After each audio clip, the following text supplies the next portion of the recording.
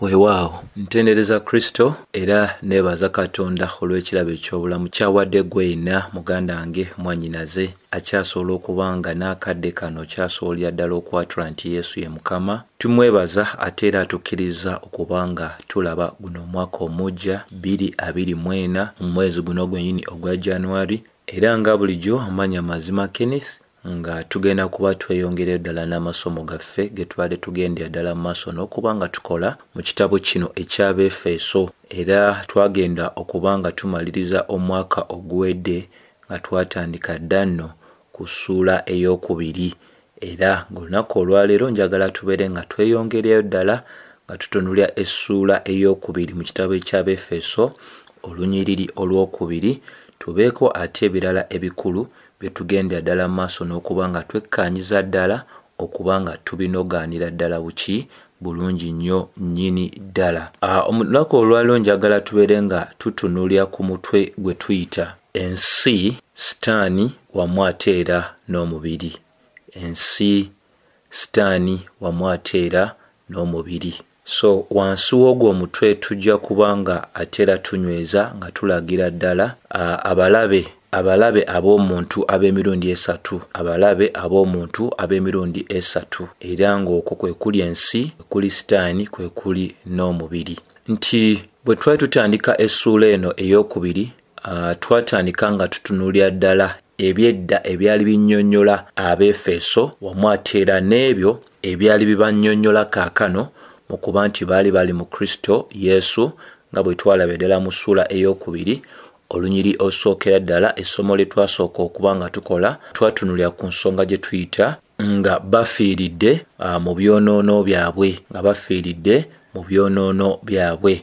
Era ekyo twatunuulira ensonga yali ennyonnyola obulamu obw'Abeefeso, era essomo ery'okubiri twatunulira kye tulaba nti mwali bafu, era ne kaakano tugenda kweyongera olunaku olwaleero nga tufiirayo ddala ku bulamu obw'Abeefeso luli nga tebannaba kuba nga bazaalibwa omulundi ogwokubiri, ate era n'okuba nga twekkaanyiza ddala ensonga ezinnyonnyola obulamu bwabwe bwe baali nga kaakano bali mu Kristo Yesu ng'ebyawandiikibwa bwe biragira ddala. Kubanga ensonga yonna ennyonnyola Abeefeso gye tulaba wano ennyonnyolera ddala obulamu bwaffe olunaku olwaleero ffenna naffe abali mu Kristo Yesu, nti biri eby'emabega waabwe, engeri gye baatambuliramu, empisa zaabwe n'enneeyisa binnyonnyolera ddala obulamu bwaffe ffenna luli nga tetunnaba kusensikana Mukama waffe Yesu Kristo. Era ebyakaakati mu kuba nti baali mu Kristo naffe kaakano bitunnyonnyolera ddala engeri gye tugwanda okuba nga tutunulira obulamu bwaffe. So okwewalira ddala okuba nga tweyingiza mu kyawandiikibwa nga tweyisaawo nnyo y'ensonga lwaki tufiirayo ddala okusooka okulembeza abo omuwandiisi be yali atunuulidde oba abaamuli mu maaso ge oba be yagenderera okubeera nga asooka okuba nga afiirayo ddala bwe yali awandiikira. Era abantu abo be tuyita bali, era oluvannyuma ne tulyoka tudda ku ki kwabo be tuyita ffe. So bw'oba wekkaanyiza Abeefeso essuula ey'okubiri olunyiriri olw'okubiri paka olw'okusatu, njagala tandika nga ndikusomera era otegeerye ddala omutwe guno wawe guviirira ddala obulungi. Naye kantandike n'olusooka. Era nammwe yabazuukiza bwe mwali nga mufiiridde mu byonoono n'ebibi byammwe bye mwatambulirangamu edda ng'emirembe egy'ensi eno. Ekyo kye kisookera ddala ensi eno bwe giri, okugoberera omukulu ow'obuyinza, era ekyo kye tulabye yo gwe tuyita Sitaani, ow'obuyinza obw'omu bbanga, omwoyo ogukolera kaakano mu baana abatawulira. Olwokusatu, era naffe ffenna twatambulirangamu edda mu kwegomba okw'omubiri. Ndowooza mu kwegomba okw'omubiri gwaffe, ndowooza nga tukolanga omubiri n'ebirowoozo bye byagala, ne tubeera nga olw'obuzaalirwana abaana obw'obusungu nga abalala. So awo nno wennyini w'olabira ddala ensonga enkulu eno gye tuyita ensi eno, gye tuyita ate era omukulu ow'obuyinza oba Sitaani wamu ate era n'omubiri. So naye ku lunaku olwaleero njagadde nno tusooke okubeera nga tufiirayo ddala ku nsonga ey'omu ku balabe baffe, ng'era nga ensonga eyo ekwata ku ekyo kye tuyita ensi eno era okwo kwenjagala okubeera nga ate era tutunuulira n'ensonga ey'okubiri nga tukyatunuulira essuula ey'okubiri olunyiriri olwokubiri bayibuli bwegamba nti bye mwatambulirangamu edda ekyo tugenda osooka okuba nga tulaba then ekyokubiri tulyoke tubeera tulabe nga emirembe egy'ensi eno. So okutandikira ddala n'ensonga esookera ddala egamba nti bye mwatambulirangamu edda kiki bayibuli kyetegeeza bweyogera bw'etyo. Ffe ffenna tujjukire nti olunyiriri olwokubiri lugoberera olunyiriri olusookera ddala olw'essuula ey'okubiri. Pawulo bwe yali ng'akyayogera ku ebyo eby'edda ebyali binnyonnyola obulamu obw'Abeefeso bwe baali nga tebannaba kuzaalibwa omulundi ogwokubiri. Era yali ayogerera ddala ng'anywereza ddala nti Abeefeso baali baatambulira mu kufa okwali kwava ku byonoono n'ebibi byabwe. Era ekyokulabirako nera kye tusobola okuba nga tunywereza ddala bulungi ekinywereza ddala ensonga eyo Pawulo gyali aggusiza ddala kwe kubeera nga tweyambisa ebikolwa eby'abatume essuula eyo19 olunyiriri olwa35. Ffenna tujjukire nti mu ssuula eyo19 ey'abikolwa by'abatume Pawulo we yatandikira okuba nga agenda mu kitundu kino eky'Abeefeso era ekitundu kino kyali kijjudde ensinza ezitaali nnungi. Abantu baabanga mu nsinza ey'amasitaani ne bw'okatondatonda obwali obw'enjawulo.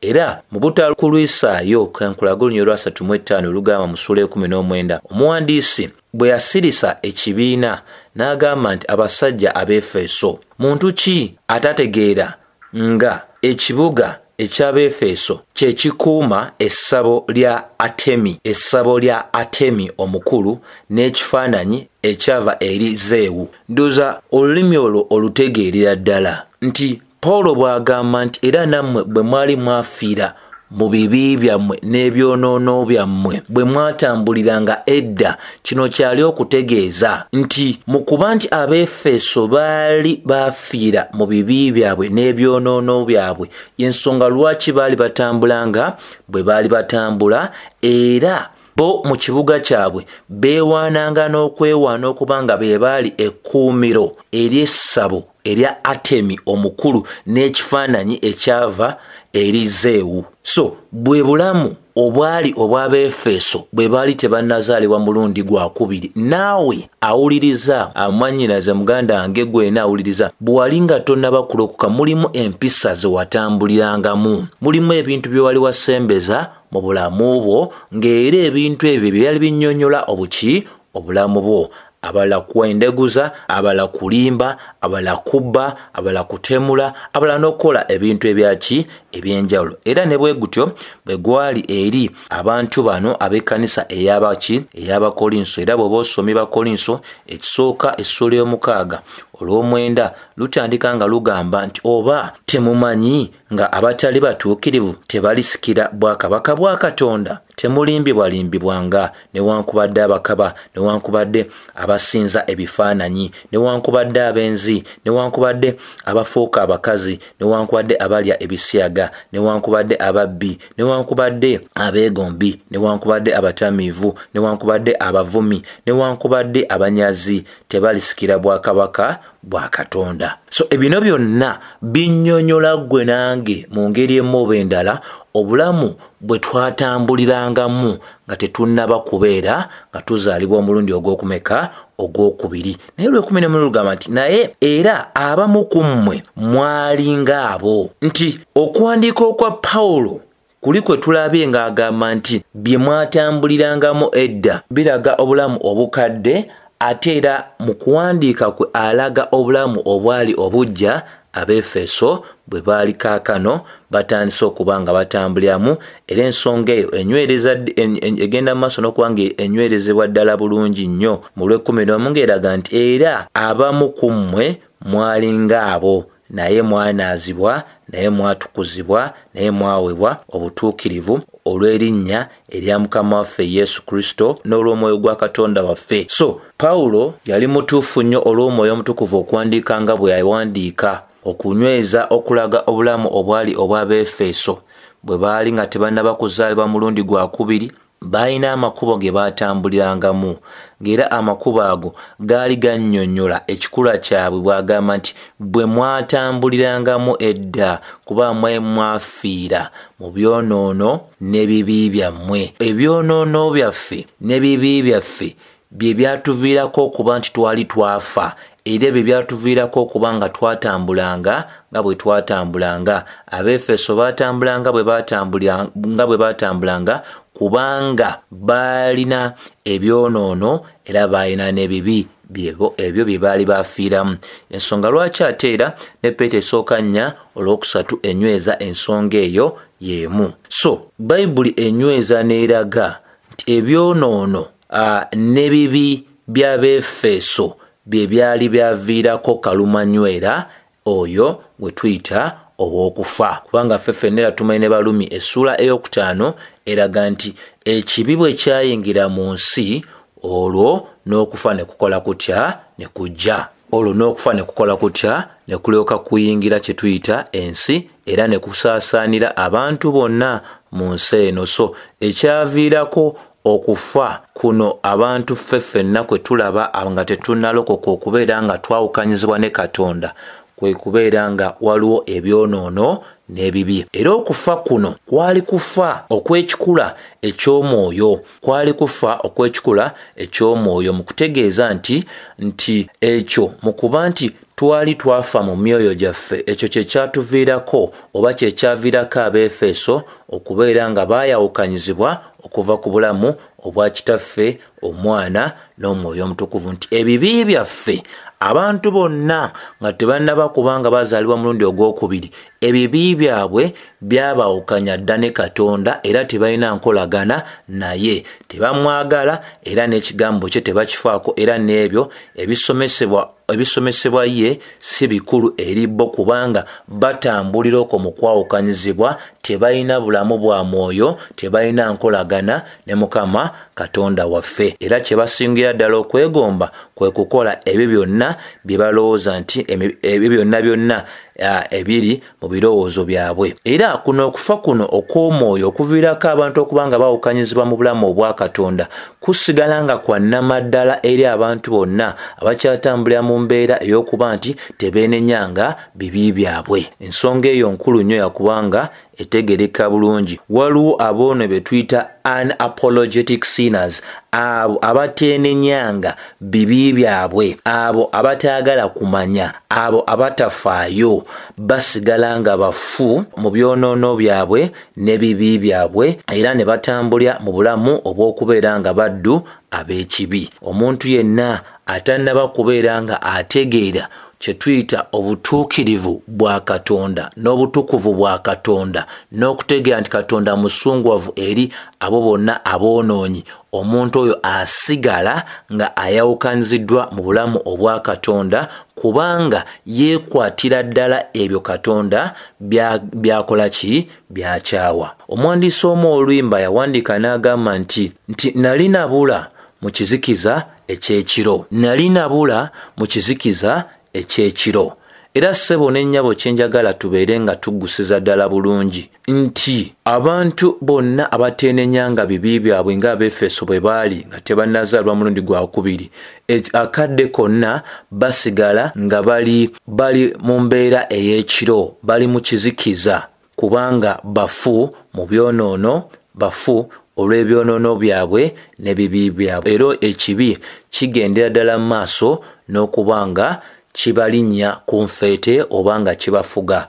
Era omuwandiisi w'oluyimba agenda maaso n'agamba nti ekibi kyansuubiza essanyu n'obulamu, wabula ate kyankulembeza kintwala mu ntaana yange. Ssebo n'ennyabo bwebwo bulamu obw'omuntu yenna atannalokoka, nti ekibi kya bulimba nnyo, kiraga omuntu nti obulamu bwali okutambuliramu bwe bulamu obwannamaddala bwe bulamu obusingira ddala ne kibalimbisa okulowooza nti obulamu obwo obw'okukola ebintu Katonda by'akyawa nti bwe bulamu obusinga okuba nti bwa ssanyu bwe bulamu obulungi. Naye ng'era omuwandiisi w'Oluyimba agamba nti ekibi kyansuubiza essanyu ne kinsuubiza obulamu wabula kyamaliza nga kyali kintwala mu ntaana yange. Katonda yekka mwene bw'abanga si yayingidde mu bukulu bwe mu nsonga ey'omuntu omwonoonyi okuba nti amutaasa okuva mu mbeera eyo, omuntu oyo aba agenda kuba ng'akola ki?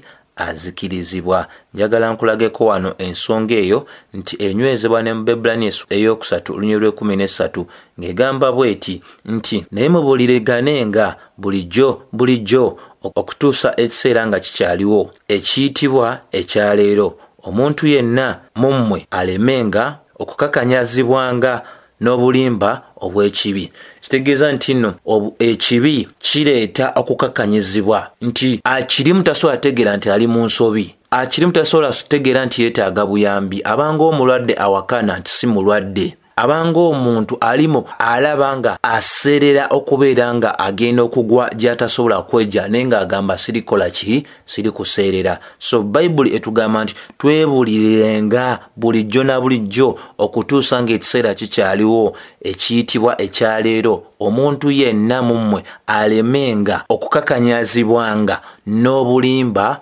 obw'ekibi. Ekitegeeza nti ekibi kireetera omuntu okukakanyala nga ne bw'omulaga ekkubo ettuufu, ne bw'omulaga essanyu eryannamaddala, ne bw'omulaga obulamu obwannamaddala tagenda mu maaso nakukkiriza. Bwe bulamu bwe twatambuliramu, bwe bulamu Abeefeso bwe baali batambuliramu.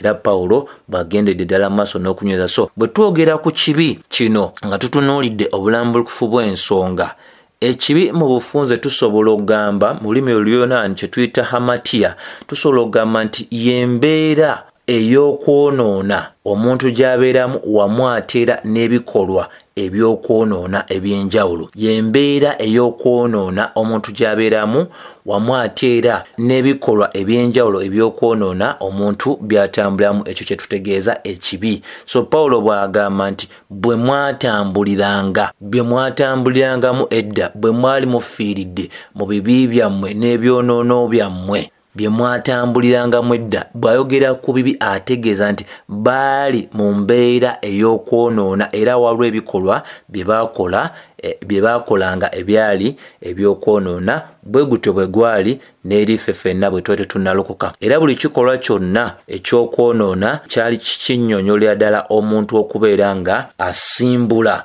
obanga yeeyawukanyizibwa ddala okuva ku butuukirivu n'obutukuvu bwa Katonda, oba ekipimo eky'obutuukirivu n'obutuukirivu bwa Katonda. So omuntu yenna ng'ali wabweru, embeera yonna gy'aba atambuliramu y'embeera eragira ddala omuntu okubeera nga yeeyawulidde ddala mu bulamu obwa Katonda. So mu kuba nti okuzaalibwa omulundi ogwokubiri kaakano kwali kumaze okuba nga kutuukawo, y'ensonga lwaki Pawulo awandiika nga bwe yawandiika ng'ayogera mu biro ebyayita. Ensonga lwaki ayogera bw'ati nga bw'ayogera bw'oba ojjukidde bulungi Befeso eno gye tulimu, eyogera ng'eraga nti era nammwe yabazuukiza bwe mwali nga mufiiridde. Ndowooza ayogera mu biro ebyayita, mu byonoono n'ebibi byammwe bye mwatambulirangamu edda.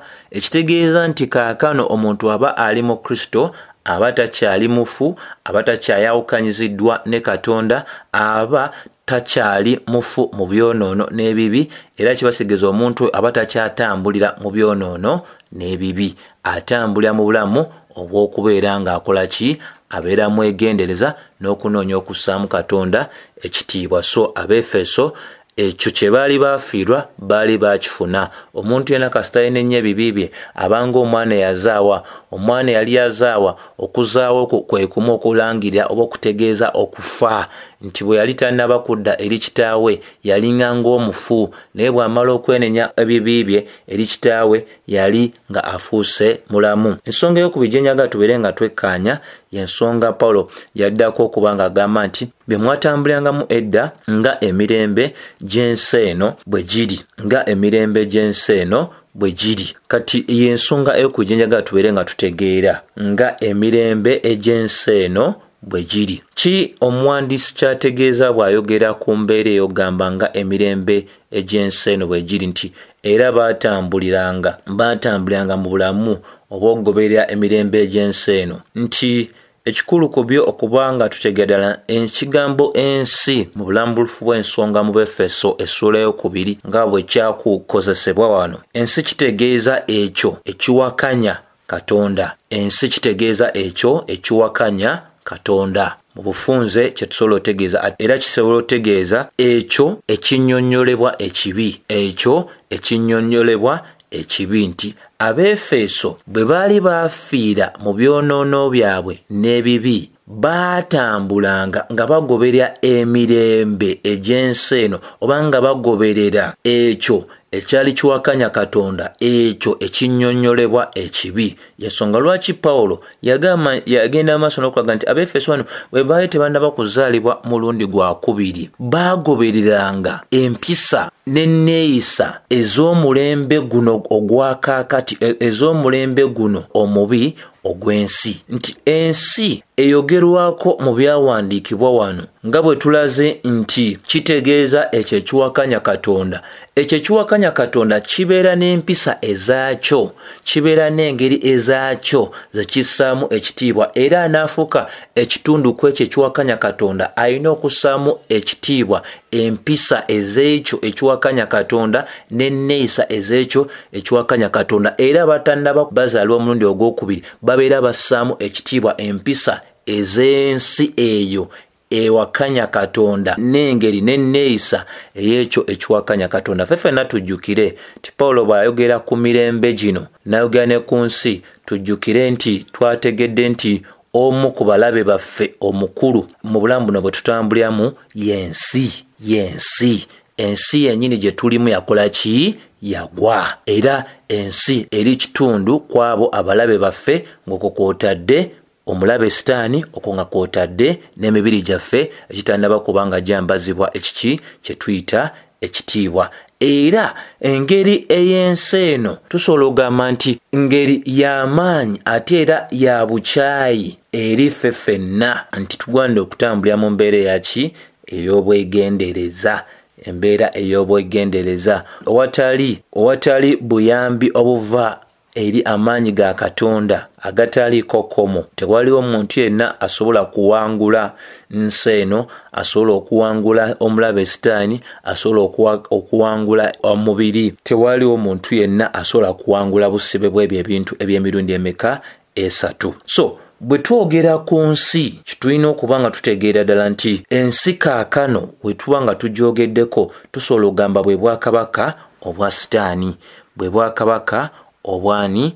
Obwa Sitaani. Era bw'oba osomye Yokaana essula ey'e14 olunyiriri lwa 30 lunyweza nga lulagira ddala nti sikyayogera nnyo nate nammwe kubanga afuga ensi ajja. Mukama waffe Yesu Kristo alaga nti omuntu afuga ensi ye Sitaani. Ensi eriwa? Eyagwa. Waliwo ensi ey'abakkiriza efugibwa Katonda, waliwo n'ensi ey'abo abaagwa era nga efugibwa Sitaani. Genda maaso n'anyweza ensonga y'emu ne bwe tuba nga tutunuulidde omuwandiisi omulala ayitibwa Pawulo mu Bakolinso ekyokubiri essula ey'okuna olunyiriri lw'okuna yawandiika ng'agamba Katonda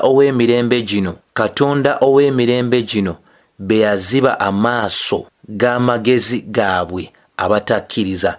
Waliwo Katonda ow'emirembe gino. Bwe twogera ku mirembe gino, gye mirembe egijjudde obukaba, gye mirembe egijjudde engeri ey'okuwakanya obufuzi obwa Mukama Katonda waffe. Era bw'oba osomye ne Yokaana ekisookera ddala, ebbaluwa eya Yokaana ekisookera ddala essula ey'okutaano olunyiriri lw'19 lunyweza nga lulaga nti temumanyi nga tuli ba Katonda era ensi yonna eri mu mubi? Nti ensi yonna kaakano eyagwa eri wansi w'amaanyi ag'oyo omubi.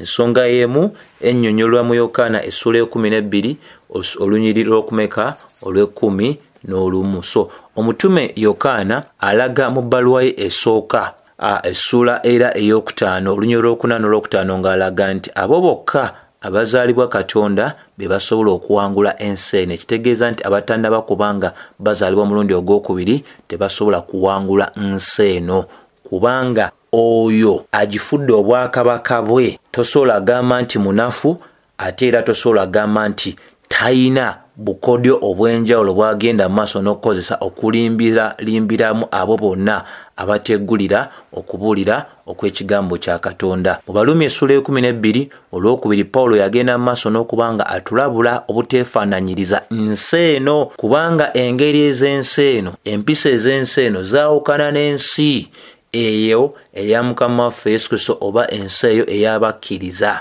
Era tulabya ddala bulungi nga Mukama waffe Yesu Kristo yennyini era yaddamu n'anyweza mu Yokaana essula 12:39 ng'alaga nti kaakano tuli mu nsi embi ey'abenzi, ensi ey'abenzi. Era mu Yokaana 12:45 n'anyweza n'alaga nti emirembe gino mikaba nnyo oba emirembe gino mibi nnyo ddala. Mu Bikolwa by'Abatume essula 2:4 Petero yali ayogera eri abaali bamuwuliza ku lunaku lwa Pentekooti, yabagamba mwerokole okuva mirembe gino egyagwa, mwerokole okuva mirembe gino egyagwa. Yakobo 4 n'eraga nti no oyo yenna asala okubeera omukwano w'ensi abeera mulabe eri Katonda. Era ekyo kitutegeeza ddala bulungi nti tetulina kwagala ekyo kiwakanya Katonda, tulina kwagala ekyo ekikola kitya, ekigondera Mukama Katonda waffe. Tulina kubeera nga tweggulira ebyo Katonda byatulagira okuba nga tugoberera. Era bw'osoma mu Yokaana esooka essula 2:15 paka 17 Bayibuli etulagira ddala bulungi obutaagala nsi newankubadde ebintu ebiri mu nsi. Era tulina omu ku bantu abatambulanga ne Pawulo ayitibwa Dema mu Timoseewo 2:10 Bayibuli etulaga nti yaleka munneewe olw'okubeera nti yalina okwagala okw'ensi eno. Bayibuli etulabulira ddala nti tetulina kyetulina kwegomba mweno eyitibwa ensi. Era tulina okuba nga tukitegeerera ddala bulungi nti abantu bonna batannazaalibwa mulundi ogwokubiri mu kuba nti tebalaba Katonda balowooleza ddala nti Katonda taliyo era tebamukkiriza. Mu kuba nti tebalaba Sitaani balowooza ddala nti Sitaani takola ki, taliyo. Era obulamu bwabwe balabye ddala obulamu obw'ensi okuba nti bulamu obutaliiko oyo gwe tuyita Katonda, era nga tebalina gye baanukula eri muntu yenna. Bakolinso 2:6 etulagira ddala bulungi nti amagezi ag'ensi eno n'abafuzi ab'ensi eno bonna baakusaanyizibwawo. Ensonga lwaki ffenna abaazaalwa omulundi ogwokubiri bino biwandiikiddwa eri ffe obutagenda mu maaso na kubeera nga tweggulira amagezi ag'ensi eno, nga tweggulira empisa ez'ensi eno oba enneeyisa ey'ensi eno, kubanga ebyo byonna n'abakulembeze baabyo bagenda kubeera nga basaanyizibwawo. Bakolinso 3:19 etulagira ddala bulungi kino amagezi ag'ensi eno eri Katonda busirusiru. Era Balumi 1:22 etulaga nti nga balowooza nti bagezi wabula nga baki basiru. Wabula ate era mu kumaliza tetulina okuba nga tunyweza ebyawandiikibwa tebitulagira kubeera nga tudduka mu nsi eno. Lwaki? Yokaana 17:15 Mukama waffe Yesu Kristo bwe yali akola essaala ku lw'abo abaali ababe, bw'ati bwe yagenda maaso n'okunyweza n'agamba sisaba ggwe kubajja mu nsi naye okubakuumanga mu mubi. Nti tetugambibwa kudduka mu nsi, wabula kye tumanyi mu byawandiikibwa Bayibuli etulagira ddala nti Mukama waffe Yesu Kristo bwe yali yatusabira kubeera nga tukuumibwa mu masekati ag'oyo omubi. Ate era tujjukire Bakolinso 1:5 nti tuli muno mu nsi ng'ababaka aba Mukama waffe Yesu Kristo nga twaweebwa ekkatala ery'okubuulira enjiri mu nsi zonna. Ate era ne Bakolinso 5:9 paka 10 tulaga nti tetusobola kubeera nga tukola tutya, nga twawukanyizibwa ddala n'abantu abali mu nsi mu ngeri emu oba endala, tugwanidde kuba nga tetutambulira mu mpisa zaabwe, ng'ate tulumba eri bo nga tubatwalira amawulire. So omuntu eka asobola okulokola mu nsi eno yagwa si mulala ye Mukama waffe Yesu Kristo, era kye kyamuleeta omulimu n'agukola n'agumaliriza. Bagalatiya 1:4. So gwe nange nga tutambulira mu nsi eno tulina ekyokuyiga. Tugwanidde okuba nga tuyigira ku Befeso nti tugwanidde otambulira mu nsi eno n'obwegendeza nga tunoonya okusanyusa Mukama Katonda waffe, nga Peetero 2:9 paka 12 bweragira ddala nti twali tetuli bantu ba Katonda naye kaakano tuli bantu ba Katonda bwe tujja mu kizikiza n'atuleeta mu kitangaala eky'amaanyi era tutambulire mu mbeera eyo emugulumiza masekati gaabo bonna abanagwanga era bwe bulamu obwo gwoyenayina awuliriza bwogambibwa